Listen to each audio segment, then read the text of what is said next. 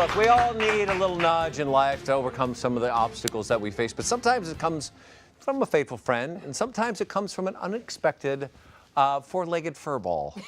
Here with a story that celebrates the powerful impact those furballs have on our lives is our pet rescue expert, Larissa. Yeah. Welcome, Larissa. Yeah.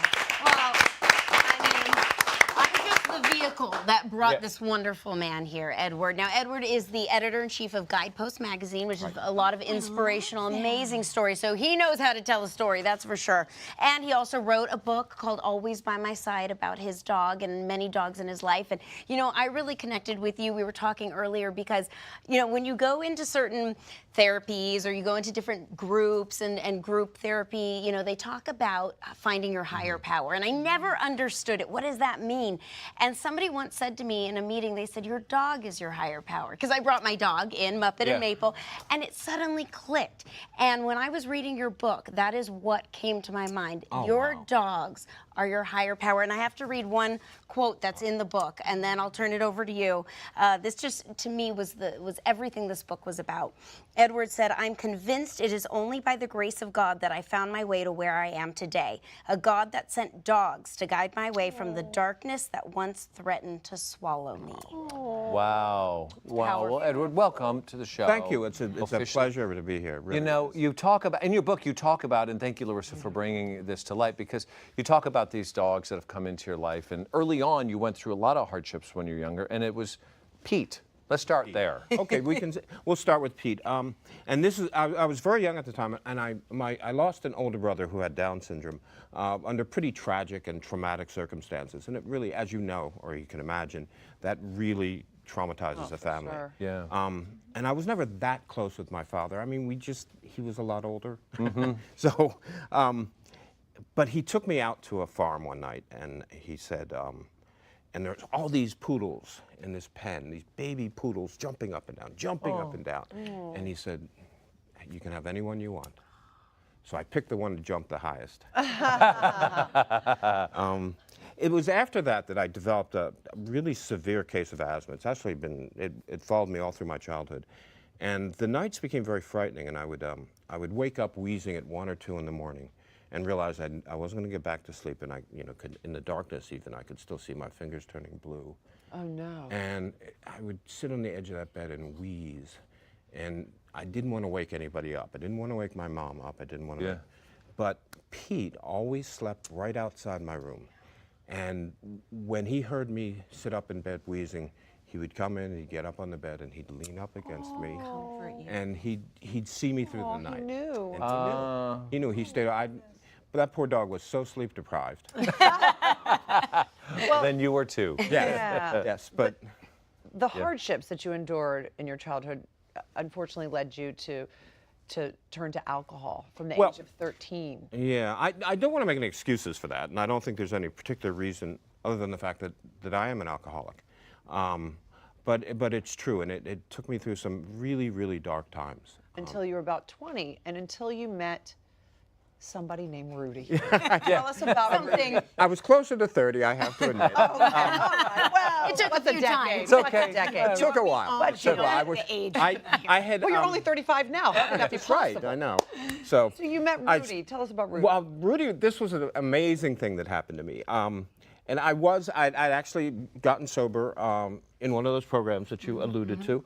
And I had a slip. I'd been sober for a few years. I had a slip. I really, I was back where I started, right at the bottom. And I was walking across West 72nd Street. In New York City. In New York City, where I lived. Like right near Central Park, I saw this woman coming down the street.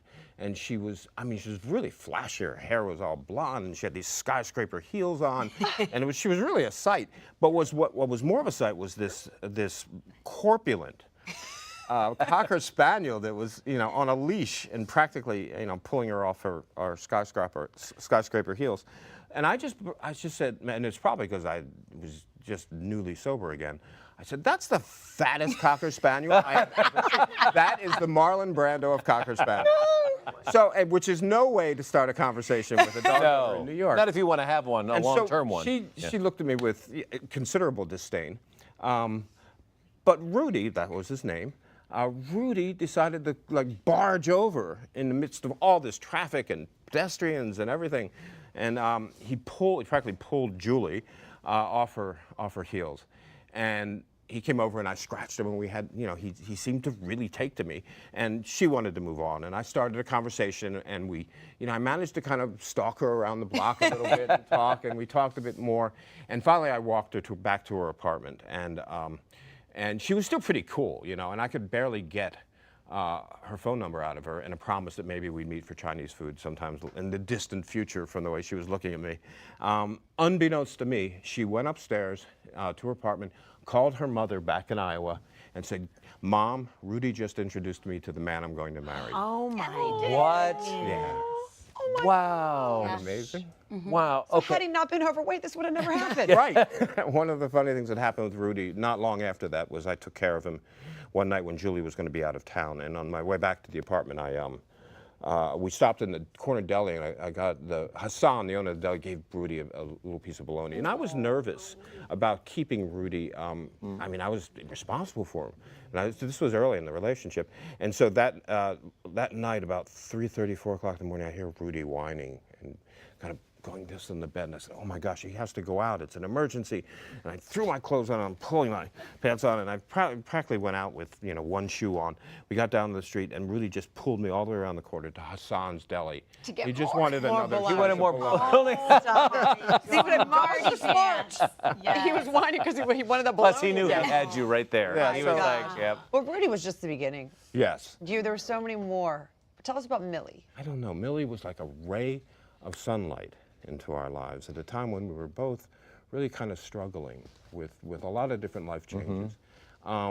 She was a country girl. She was a tiny little fluff ball from rural Florida when she was exposed to the cacophony, the chaos of the New York City streets. Oh my God. Yes. She wouldn't walk. She'd go out in front of the building. She was a happy dog, but there was a force field at each end of the apartment house, and she wouldn't go past it. And I began to get really frustrated. And you can't live in New York with a dog that won't go for a walk. Yeah. It won't go out from it. And I tried everything, every reward and every praise I could give her.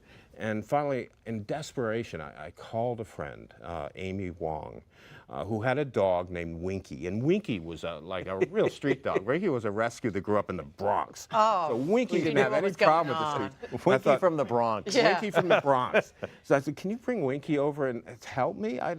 So Winky comes over, and Millie is like just in love with Winky. She, the first dog she'd ever met. And so we go outside. Winky starts down the block with Amy, and then Millie stops at that force field, and she won't go on. She won't go on. And so Winky turns around, about 20, 30 feet down the block, just turns around and looks at Millie, and their eyes lock for like 40, 50 seconds and just stare at each other. This communication is going on. And Millie looked up at me and said, "Okay, I'll try." And she zipped down the street and caught up with Winky. And from that moment on, Millie was not afraid to go for a walk. Wow. So the lesson that I took from that was the one about courage and bravery and what it takes to sort of run through those force fields in life, those fear force fields that prevent us from moving forward. Yeah. It was one of the great lessons she ever taught me.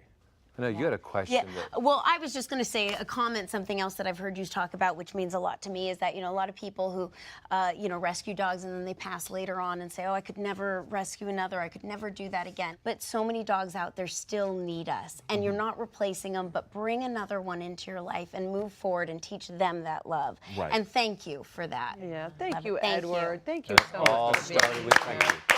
More incredible stories. Be sure to grab a copy of Edward's fabulous new book, Always by My Side. Someone who's always by our side. We couldn't shake him if we wanted to. It's Ked. Yep, I'm out on the back deck, and we're making Hyper 2 for planters. Coming up next.